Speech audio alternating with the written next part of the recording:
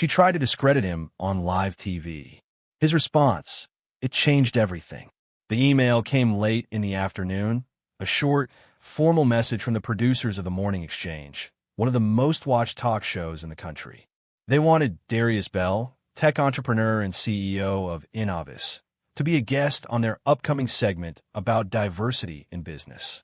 Darius had seen this play before.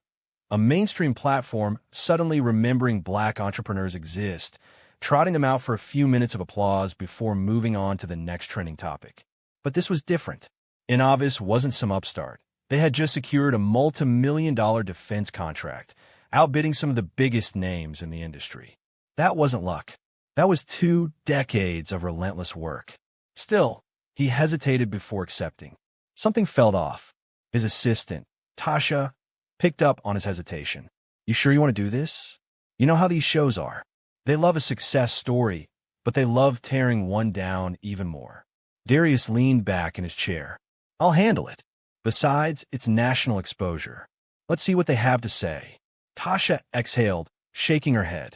Just don't let them bait you. He nodded, though deep down he knew the game. If this interview was a setup, they were playing chess with the wrong man. The morning of the interview, Darius arrived at KXNT Studios in Los Angeles.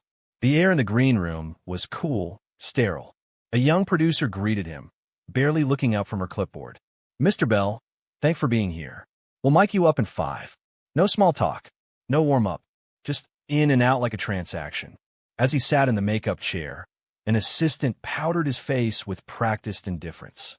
The monitor on the wall showed the live broadcast of the show, a panel segment on celebrity scandals followed by a cooking demo. Then a transition card. Coming up next, the black tech boom. Is it talent or special treatment? Darius clenched his jaw. So this was the angle. But if they thought they had the upper hand, they were in for a surprise. He wouldn't realize just how far they were willing to go. The set of The Morning Exchange was designed to look inviting. Soft blues and golds, a glass coffee table between the host's chair and the guests. Cameras hovered like silent observers, capturing every movement, every expression. Darius adjusted his suit jacket as he took his seat across from Madeline Royce, the show's lead anchor, a seasoned journalist with a reputation for asking tough questions. She smiled, but it didn't reach her eyes. Darius Bell, she began, her voice smooth, practiced. CEO of Innovis. A true American success story. Darius gave a polite nod. Appreciate you having me. She leaned in slightly, flipping through her cue cards. Now, let's get right into it. Your company recently landed a $200 million government contract, beating out some of the biggest names in tech. That's impressive. Darius knew this game. Build them up first. Make it seem like they respected his achievements. He gave a measured response. It was a long process, but yeah, we put in the work. We developed a security encryption system that outperformed our competitors. Simple as that. Madeline crossed her legs. Some have called it groundbreaking. A subtle pause. But others have raised questions. Darius didn't flinch. Questions. She picked up a card, reading aloud. Some industry experts say Innovis benefited from certain federal diversity incentives. That companies like yours have an edge in these contracts because agencies are looking to diversify their vendors. That perhaps this wasn't just about being the best, but about meeting a quota. There it was, the real reason he was here. Darius let a beat pass before he responded. I've heard that argument before. It's funny, though, when a black entrepreneur wins, it's special treatment. But when a legacy firm run by the same families for generations lands those same deals, nobody questions it. The air in the studio shifted. The producers off-camera glanced at each other. Madeline held her ground. So you're saying race played no role at all in your success? Darius chuckled, shaking his head. Let me ask you this. When SpaceX won its NASA contracts, was it because Elon Musk met a diversity quota? When Jeff Bezos landed government deals for Blue Origin, was it because of his background? Or do we only ask that question when the CEO looks like me? Madeline's expression barely flickered. So you don't believe these diversity programs help? Darius folded his hands. They help level the playing field. But what people don't realize is the playing field was never level to begin with. But Madeline wasn't done yet. She had something else up her sleeve. Madeline's smile sharpened like a blade hidden in silk. She glanced at her cue cards, then back up at Darius. "Well, Darius, let's talk about that playing field you mentioned," she said, her tone shifting from polite curiosity to something a little colder. "You grew up in Birmingham, Alabama. Single mother. Public school. Worked your way up from nothing. That's inspiring." Darius gave a slow nod, sensing where this was going. Madeline continued. "But here's what some might wonder. How does someone with no Ivy League background, no deep family connections, go from struggling neighborhood to securing contracts that billion-dollar corporations fail to land?" She let the question hang in the air. The implication was clear. How did you get here? Did someone pull strings? Darius tilted his head slightly, as if considering his words carefully. "It's called work, Madeline. Some of us don't have generational wealth or country club networks to fall back on, so we build from the ground up." Madeline gave a small nod, like she was hearing him, but she wasn't listening. "But surely you had help along the way," she pressed. "Maybe a mentor, a program, something that gave you an extra push?" Darius exhaled quietly. "Yeah, help came in the form of working 3 jobs while getting my engineering degree. Help came in the form of sleeping in my office while I built my first software prototype because I couldn't afford rent. That's the help I got." Her lips pressed together for a fraction of a second. The producers standing behind the cameras were locked in now. Madeline shuffled her cue cards again. "And yet, some would argue that Black entrepreneurs today have more opportunities than ever before. That programs like affirmative action, minority business grants, and government incentives exist specifically to open doors that weren't open decades ago." Darius leaned forward slightly, resting his elbows on his knees. "You know what's funny? When a Black business owner succeeds, people always ask what programs helped us.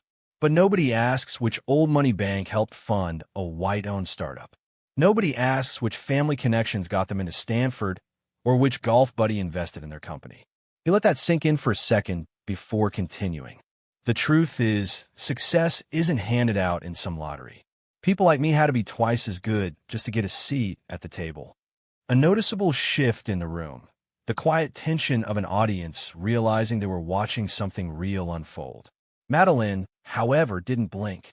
Instead, she smiled the way a chess player smiles when they think they've just cornered their opponent. "That's an interesting perspective," she said, voice smooth as glass. "But let's address another factor, perception." She turned slightly toward the cameras. "Darius, you present yourself as a self-made success, but let's talk about the public perception of your story. Some say that Black entrepreneurs get an unfair advantage when it comes to media attention, that the narrative of overcoming struggle is more marketable than the thousands of white business owners who work just as hard but don't get the same headlines." Darius let out a quiet chuckle. "Oh, so now we get too much attention." Madeline kept her polished smile, but a slight shift in her posture gave her away. She wasn't expecting him to laugh. "You're telling me that in a world where 90% of Fortune 500 CEOs are white men, where major tech funding still overwhelmingly goes to white-owned startups, the real issue is that people like me get too much press?" Madeline tucked a loose strand of hair behind her ear. "I'm just pointing out that in today's climate, some people feel there's pressure to highlight diversity over pure merit." Darius exhaled, shaking his head. "Merit, right?" He glanced briefly at the cameras, then back at her. "Let me ask you something, Madeline. Do you really think that if I wasn't exceptional at what I do, I'd be sitting in this chair right now?" Her lips parted slightly, but before she could respond, he kept going. "You think I got here because I played the diversity card? Or do you think I got here despite everything designed to keep me out?" The silence in the room was louder than any of her previous questions. But Madeline wasn't done. Not yet. Because she had one last card to play, the one designed to break him. Madeline took a slow breath, shifting in her seat just enough to make it look casual. But Darius saw it, a crack in the facade. She glanced at her cue cards again, then set them down. This next part she wanted to deliver directly. "Darius," she said, tilting her head slightly, "I think it's fair to say you're passionate about this, and I respect that. But let me ask you something." Darius gave a slight nod, waiting.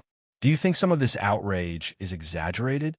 She paused, letting the words settle. After all, your success story proves that the system isn't as stacked against black entrepreneurs as some claim. The audacity. Darius could feel the heat creeping up his spine, but he didn't let it show. Instead, he let out a quiet chuckle, shaking his head. You know, he said, voice measured, it's funny how people love to use one success story as proof that a problem doesn't exist. Madeline's smile stayed put, but something in her eyes flickered. Darius leaned forward slightly, resting his forearms on his knees. Let me put it this way. If one person climbs out of a burning building, do you point at them and say, see, the fire wasn't that bad? Madeline opened her mouth, hesitated, then closed it. Darius wasn't done. The fact that I made it doesn't mean the system isn't broken. It just means I fought twice as hard to get through it. He let his words settle. Even the studio crew had stopped moving. Madeline adjusted in her seat, reaching for a controlled response. I understand your perspective, but let's talk about another side of this. She turned toward the camera slightly, her voice adopting that carefully neutral tone, used for damage control. Some might say your frustration isn't really about race, she continued, that it's about resentment toward larger corporations. After all, you've publicly criticized big tech companies for not hiring more diverse executives. Darius tilted his head. Resentment? No. Accountability. Absolutely. Madeline pressed her lips together for a beat. Then what do you say to those who believe that in today's economy, success is based on hard work, not race? Darius exhaled through his nose, then locked eyes with her. This was at the moment.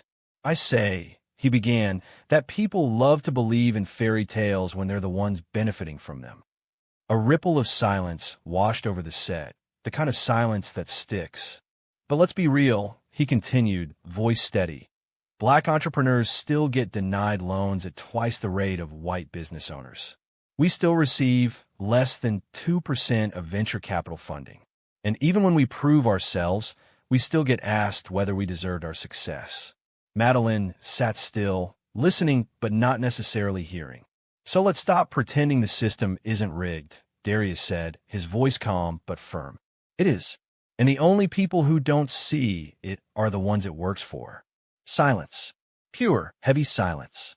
The producers didn't cut to commercial. The control room didn't intervene. This was raw. Madeline shifted slightly, finally looking uncomfortable. She opened her mouth to speak, but Darius wasn't finished. Because this was the moment that would send shock waves across the country. Madeline cleared her throat, glancing briefly at the off-camera producers. But there was no rescue coming. She had walked into this, and now she had to sit in it. Darius adjusted his watch, letting the silence linger just long enough to make people squirm. Then he leaned back in his chair, exhaling. You know what the real problem is, he said, his voice quieter now but somehow heavier. Madeline hesitated. What? Darius didn't blink. The bar isn't in the same place for everyone. She shifted slightly, meaning, Darius said, a mediocre white man can fail upwards in this country, but a brilliant black man has to jump through flaming hoops just to get a shot. A producer off-camera cursed under their breath. They knew this was going viral. Darius kept going. A white CEO can run a company into the ground, bankrupt it, lay off thousands of employees, and somehow get hired somewhere else. Meanwhile, a black CEO has one bad quarter, and suddenly it's proof that we weren't ready for leadership. Madeline opened her mouth to respond, but he wasn't done. And the best part, Darius chuckled dryly. When we actually make it, people like you sit across from us and ask if we got here because of some special advantage. Silence. Madeline's jaw tightened. It was subtle, but the camera caught it. Darius leaned forward just slightly, not aggressive, just firm, just final. You wanted to talk about fairness? He let out a soft, bitter chuckle. Then let's start by telling the truth. Another silence, but this one was different. It wasn't discomfort anymore. It was impact. Madeline's expression had shifted. It wasn't just the audience watching Darius now. It was the entire country. And then the moment Darius turned slightly, looking straight into the camera. I know what some of you all are thinking right now, he said. Some of you are nodding because you've seen this, lived this. He let his gaze hold. And some of you are sitting there frowning, arms crossed, telling yourself this isn't real, that I'm just playing victim, that it's all in my head. His lips pressed together for a second before he finished. But deep down, you know I'm right. The studio was silent. No one breathed. And then, all right, we need to take a quick break. The producer's voice crackled over the speakers. Madeline forced a polite smile. We'll be back with more after this. The cameras cut, but the damage was done. Within an hour, clips of the exchange were everywhere. But the real storm was only beginning. The clip hit social media like a wrecking ball. By the time Darius was in his car, his phone was blowing up. Texts, missed calls, notifications flooding his screen. Twitter was on fire. Darius Bell just exposed the media's bias on live TV. This was powerful. Hashtag truth hurts. The way he looked into the camera and called out America. Chills. And Darius Bell was right. But not everyone saw it that way. Here we go again. Another successful guy pretending to be oppressed. Crimea River. Stop the victim mindset. Wow, this guy just proved why people don't like hiring activists. Play the race card all you want, but hard work speaks louder. Merit matters. Cable news picked it up within the hour. Some called him brave. Others called him angry and combative. By lunchtime, the Morning Exchange released a carefully worded statement. We value open dialogue and diverse perspectives. While today's discussion became more intense than expected, we stand by our commitment to fair conversations. Darius laughed when he read it. Fair, right? His assistant Tasha called him, her voice half laughing, half exasperated. Do you realize you just set the internet on fire? Darius rubbed his temple. Wasn't exactly my plan. Well, congrats. You just became the most talked about entrepreneur in America. He didn't respond. He knew what came next. Because viral moments don't stay just moments. They become battlegrounds. And the next 48 hours were about to get messy. But this wasn't just about him anymore. By the next morning, the story had exploded beyond social media. Cable news anchors debated it on live television. Opinion pieces flooded every major publication. Everyone had an angle. Fox News. Is Darius Bell the new face of corporate entitlement? CNN. Darius Bell's viral moment. A reckoning for America's meritocracy. Business Insider. What Darius Bell's interview reveals about race and success in America. Meanwhile, Madeline Royce was in damage control mode on her show the next morning. She gave a carefully rehearsed response. I respect Mr. Bell and his accomplishments, but I stand by my questions. My job as a journalist is to ask what the audience is thinking. If my questions were uncomfortable, that only proves how necessary they were. Translation. She wasn't backing down. Darius watched from his office, shaking his head. Tasha sat across from him, scrolling through emails. You know, she said, we just had a flood of new investor inquiries. People want to work with us. Darius smirked. Let me guess, the same people who ignored us last year? Tasha shrugged. Guess being controversial is good for business. But it wasn't all positive. Some clients pulled out. A major corporate partner suddenly decided to reevaluate their commitments. And then came the death threats, emails, phone calls, even an unmarked package left outside Innova's headquarters. Nothing inside, but a single sheet of paper with one word written in bold. Enough. Tasha frowned as she read the message. You need security. Darius let out a slow breath, rubbing his temples. He knew this would come any time a black man speaks too boldly, too unapologetically. This is the cost. But backing down was never an option. And now he had a decision to make. Would he let the backlash silence him? Or was this just the beginning of something bigger? Darius sat in his office, staring at the city skyline through the floor-to-ceiling windows. The past 72 hours have been a whirlwind: praise, backlash, threats, opportunities. He thought about his younger self, the kid from Birmingham who had to fight for every inch of success, the one who watched doors shut in his face while others walked through without knocking. And now here he was, at the center of a national debate he never asked for, but one he couldn't ignore. Tasha entered, her expression unreadable. We just got an offer. Darius raised an eyebrow. From who? She set a folder on his desk. A network. They want you to do a televised special, a one-on-one deep dive about race, business, and the system. Darius exhaled. So now they want to listen. Tasha smirked. Seems like it. Then, after a beat, what do you want to do? He leaned back in his chair, thinking. He could walk away, let the noise die down, get back to business. Or he could use this moment, not for clout, not for attention, but to say the things nobody wanted to hear. Darius picked up the folder, flipping through the proposal, then set it down. He looked at Tasha. Tell them I'll do it. Her eyes widened slightly. You sure? He nodded. Yeah, but on my terms. Because if the system was going to put him under a spotlight, he was damn sure going to control the narrative. Darius Bell's viral moment wasn't just another internet controversy. It was a reckoning. It forced a conversation people had been dodging for decades about race, about success, about who gets to rise without question and who gets questioned when they rise. Some called him an activist. Some called him arrogant. Some called him right. But one thing was certain. Nobody could ignore him anymore. So what do you think? Does success mean playing by the rules of a broken system? Or does it mean rewriting the rules entirely? Let us know in the comments. And if you believe more stories like this need to be told, subscribe.